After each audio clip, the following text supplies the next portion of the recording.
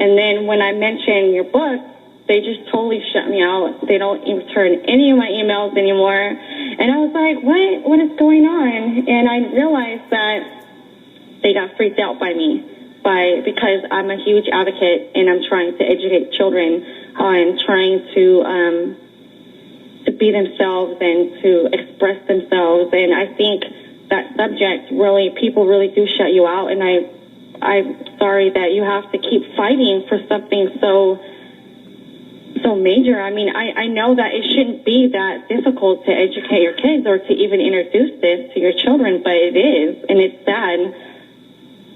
So, yeah. You know, and that's why I urge people, when you want to shut me out, I urge you to come into my office or come into court one day and see how this tears families apart, how much of this goes on. And I think it's always because people think, oh, it's never going to be my kid. There's never going to be a problem. I don't need to discuss this. Well, I can assure you that, like I said earlier, it doesn't matter if you're from the wealthiest family or the poorest family. It can affect you. You know, we've had cases where doctors have been the abusers, rabbis have been the abusers, priests have been the abusers.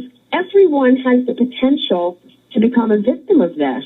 And I just guess I don't understand in people think forward about so many different things, why they can't just say this is really an important thing. You know, I was watching one of the morning shows a couple years ago, and I had tried desperately to go on, and I do a lot of TV stuff, to talk about this book. And the books are just educational tools. It's something that parents might seriously want to know about because they don't know how to talk to their kids. There was somebody that was on the air that was discussing how to write a thank you note. That's the book that they were talking about, and that's the airtime that they gave to somebody. And I thought to myself, where does this make sense?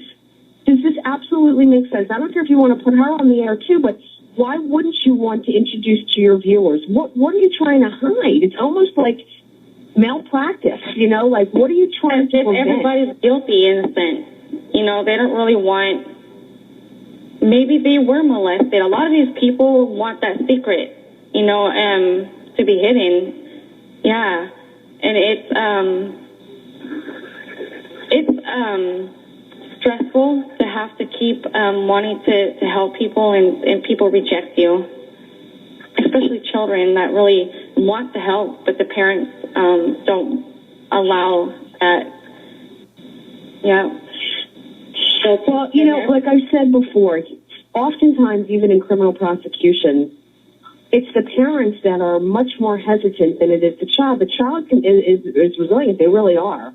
And certainly we would never do anything as prosecutors that we thought was going to be detrimental to the child. If we seriously believe that going to court or having to face the defendant would seriously cause trauma to the child, we're not going to do that. We have to balance out the need to prosecute the case versus the long-term effects that this child might have as a result of having to go through the court system. But that is few and far between, I have to be honest with you. So many times when the parents are waiting in the waiting room and I tell them, no, I don't want you to come in. I want to go in and talk to your child alone. And I can understand the fear in that.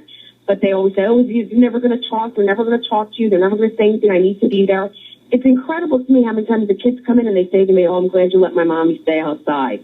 I'm glad you let my daddy stay outside. I want to be out. And they're free to talk.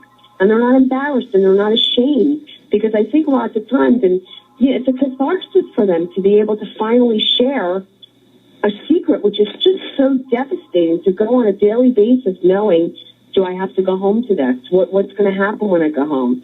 And what's going to happen if she comes to my house on Saturday night? Or what's going to happen if she, you know, they're not leaving girls out of this because there's women offenders just as much. I mean, not as much as the men, but there are women offenders. I mean, we see that with the teachers. Every time you open the newspaper, there's another teacher that's having sex with their student. And people say, oh, it's a rite of passage. It's an older woman with a younger guy. Well, when you have a 13-year-old boy that's having sex with a woman over the age of 18, it's not a rite of passage. It's a crime. It's a criminal act. And what results later on, you know, I've had a kid that tried to commit suicide.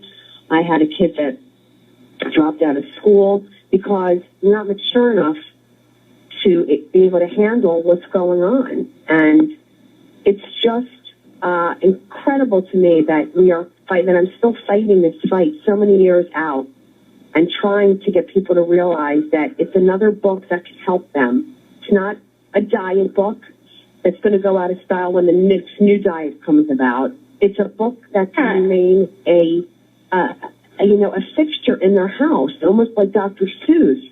Here's a book, My Privates Are Private. It's in limerick form, just to teach you that if, God forbid, anyone ever touches you, here's what you do. I don't understand the difficulty. I know. I don't think you're trying to get rich off of your books. I think with your passion, I understand what you're trying to do, and I know what you're doing, actually, is that you're trying to protect the children from future trauma or from them being molested and to educate them, and that's what I like about you. There's people that put books out there, like silly books, whatever, I'm just going to sell it and get rich off it. I think you, and I know for a fact that you don't even think about that because you're a wealthy woman yourself, and that your books you're not trying to sell your books for money or for, to gain attention on yourself. You're trying to protect the children, and that's what's important. Yeah, well, I will contradict what I'm not a wealthy woman myself, but you're right. I mean, I didn't write this book as an autobiography about my life as a sex crimes prosecutor and what I do, although people have asked because they're fascinated in sex crimes and what it's done. But, I did this. I did this truly because I had so many parents come into my office and say to me after their kid had been molested and when I was prosecuting the case, and I would say to them, did you talk to your kid about private parts? Did you ever tell your daughter that's your vagina and no one can touch it? Did you ever tell your son that's his penis and no one can touch it no matter where you are? And they would say to me, I just didn't know how to do it. And I thought to myself, well, that's what I'm going to do. I'm going to give the tools to the parents and to the kids and make it very easy, and very comfortable for them to be able to sit down and take 10 minutes out and say, let's read this book. And then say to them afterwards, can you tell me what you learned from it? Tell me what you learned from this book.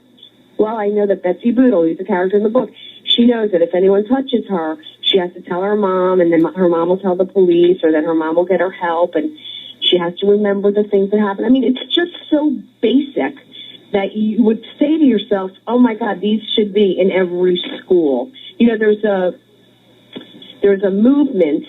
It's not getting that much publicity, but there's a movement to get sex education into schools. And when people think of sex education in schools, they think of teaching their children that if they're going to have sex, they should wear a condom, that if they're going to have sex, that what can flow from it, that you could get pregnant.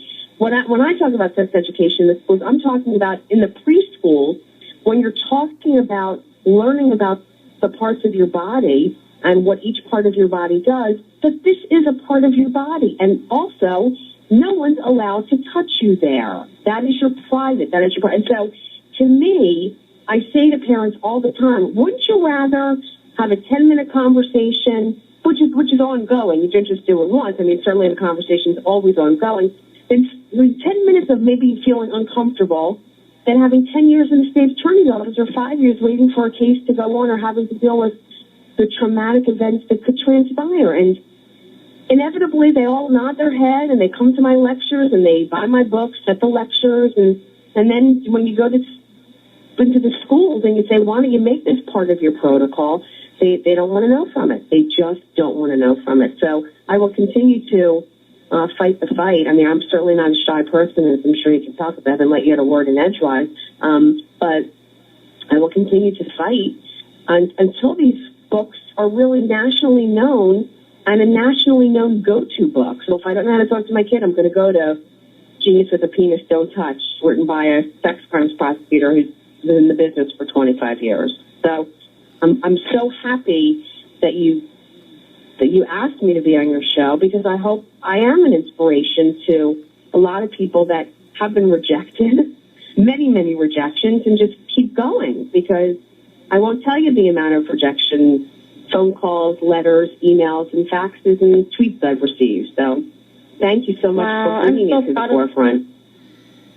You are a very strong woman. I've never met anybody like you before. Well, you know Nancy Grace? I watch a lot of Nancy Grace, and then I've seen you on After Dark, HLN After Dark. I think you're amazing.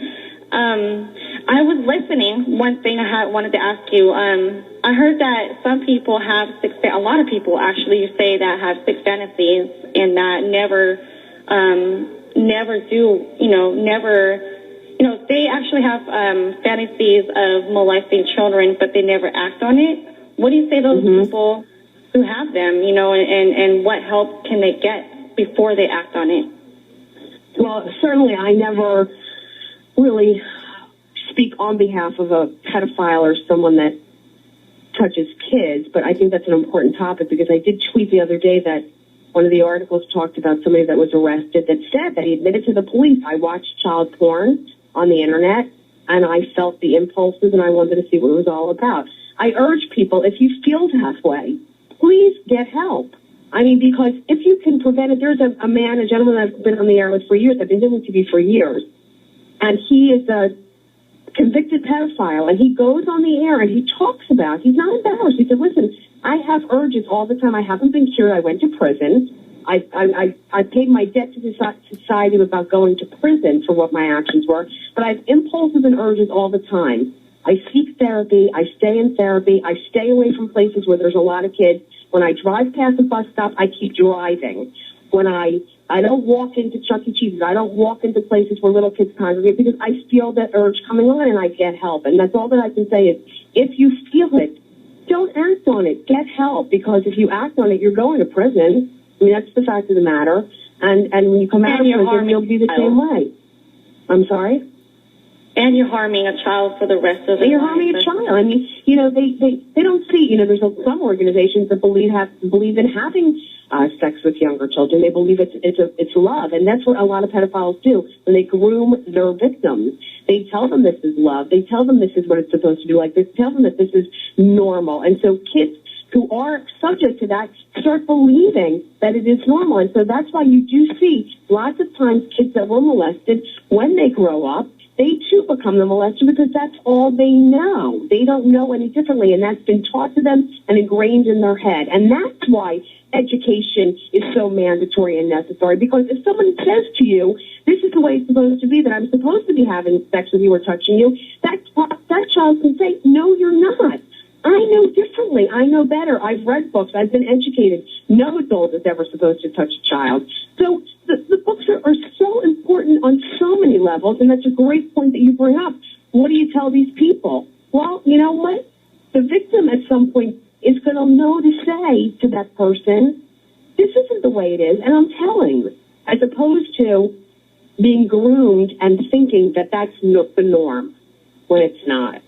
So sex crimes comes in so many ways, shapes, forms, people, genders, colors, race, and economic situations. And like I said, the suspects and the defendants are all different types, and the victims are all different types. They don't separate. They don't have boundaries. They don't say, oh, I'm not going to touch that kid because that kid is, white, or I'm not going to touch that kid because that kid is black. I mean, it doesn't make a difference. Pedophiles have predilection to go towards prepubescent children and have sex with them, and that's never going to stop.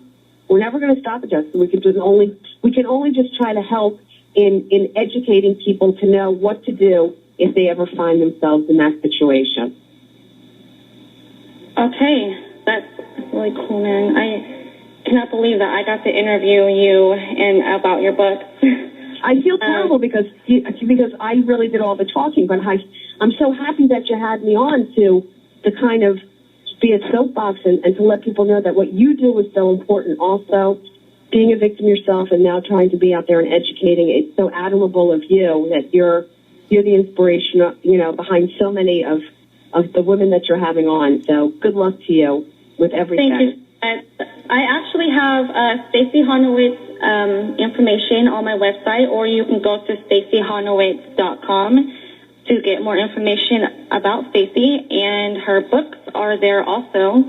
So I hope that you guys educate your children.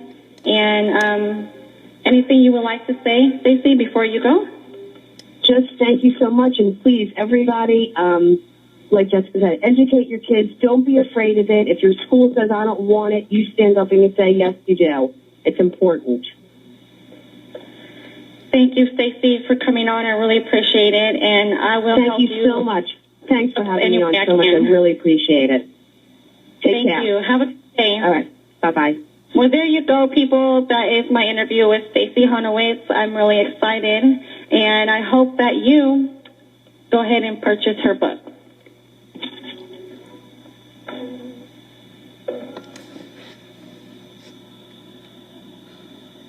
All right, you guys, that was my interview. So I wanted to talk to you what happened afterwards. What happened afterwards was extremely hard for me.